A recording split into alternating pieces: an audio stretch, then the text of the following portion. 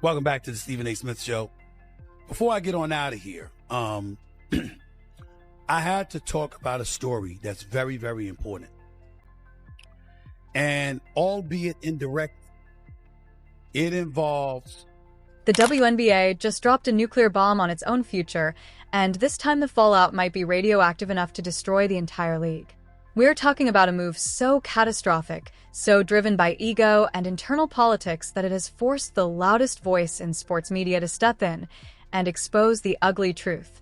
Stephen A. Smith has reportedly confirmed what many of us feared, but didn't want to believe. Caitlin Clark, the savior of women's basketball, has been hit with a suspension order from Commissioner Cathy Engelbert. And the reason, it's not a failed drug test. It's not a behavioral issue.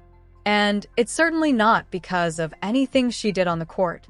It's because she allegedly looked the league in the eye and refused to sign a collective bargaining agreement deal that was designed to clip her wings. This is the moment the WNBA decided to go to war with its own golden goose.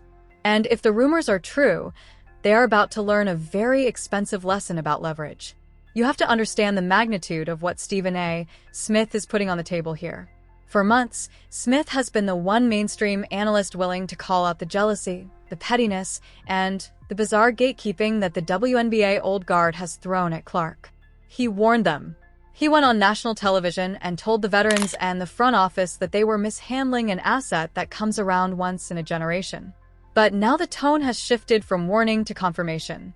Smith's latest insights suggest that the friction behind the scenes has moved past passive-aggressive comments in podcasts and hard fouls in the paint. It has entered the legal boardroom. The allegation is that the league tried to strong-arm Clark into a CBA addendum or a specific contractual agreement that would limit her autonomy, perhaps regarding her massive outside endorsements or her participation in rival leagues like Unrivaled. And when she said no, the commissioner reached for the suspension button. It is a power play of epic proportions, and it reeks of desperation. To really grasp why this is happening, we need to peel back the layers of the current financial landscape of the WNBA. The Players Association, WNBPA, recently opted out of the current CBA, signaling that they want more money, better travel conditions, and a bigger slice of the revenue pie. And who is responsible for that revenue pie growing? Caitlin Clark. It is undeniable. Before she arrived, the league was struggling to secure significant broadcast rights fees. After she arrived, they signed a historic $2 billion deal over 11 years. You would think the league would be rolling out the red carpet for the person responsible for this windfall. Instead, reports suggest they're trying to box her in. The rumor is that the league presented terms that would force players, specifically the high-profile ones, to prioritize the WNBA over lucrative off-season ventures, effectively trying to own their entire calendar. Clark, who has the business acumen of a seasoned CEO, likely saw right through this. Why would she sign a deal that locks her into a league max salary of roughly $76,000 when she can make millions on her own terms? Her refusal wasn't just a no. It was a declaration of independence. And that terrifies a league built on control. But this suspension narrative isn't just about contracts. It's the climax of a season-long campaign of resentment. From the moment Clark declared for the draft, the knives were out. We all remember Diana Taurasi's reality is coming comment. At the time, it sounded like veteran competitive fire, but in hindsight, it looks more like a threat.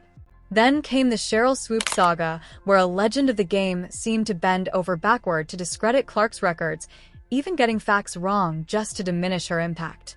This environment of hostility was allowed to fester by the very person who is now allegedly suspending Clark, Commissioner Cathy Engelbert. Engelbert's leadership has been under the microscope all year. She was criticized for smiling through awkward interviews while fans were attacking players online. And she was blasted for not stepping in when Clark was getting headhunted on the court by players like Kennedy Carter. If Engelbert has indeed authorized a suspension based on a contract dispute, it confirms the darkest theory of them all. The commissioner is not leading the league. She is being bullied by the veteran players who want Clark to wait her turn. This is where the story gets even more twisted. The unrivaled league founded by Breanna Stewart and Nafisa Collier is looming on the horizon. This three-on-three league is offering unprecedented salaries, 6 figures minimum, equity in the league, and the kind of star treatment the WNBA refuses to give. There have been whispers that the WNBA is terrified Clark will skip the beginning of the WNBA season or, God forbid, sit out entirely to play exclusively in a league that actually values her. By trying to force a CBA clause that restricts this, or by suspending her for refusing to comply with their demands, the WNBA is trying to close a door that has already been blown off its hinges. Stephen A. Smith alluded to this specific fear. The WNBA knows they don't own the players the way the NBA does. The money just isn't there. When you try to exert authority over someone who has more money in her bank account than the team owner, you lose. And right now, the WNBA is losing. Let's look at the jealousy factor that Stephen A. Smith has harped on because it is the emotional engine driving this administrative train wreck. It is not normal for a league to treat its most popular player this way. Compare this to how the NBA treated Michael Jordan in the 80s or LeBron James in 2003. The NBA realized that rising tides lift all boats. They marketed the hell out of their stars, protected them from excessive violence, and built the entire business model around them. The WNBA has done the opposite. They have allowed a narrative to take hold that Clark is privileged or that she hasn't earned it yet. This toxic culture has permeated the front office. If the suspension rumor is true, it is the ultimate manifestation of tall poppy syndrome. They're trying to cut her down to size. The veterans who control the narrative within the union likely pressured the league to take a hard line with Clark during these negotiations, demanding she fall in line with the collective. But Clark isn't just part of the collective. She is the economy.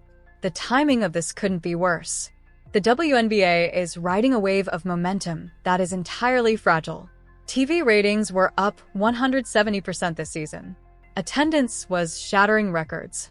Merchandise sales were up 500%. All of those arrows point to one person, RT22. If the commissioner follows through with a suspension, or if this suspension is a de facto lockout until she signs the deal, they are effectively setting fire to that money.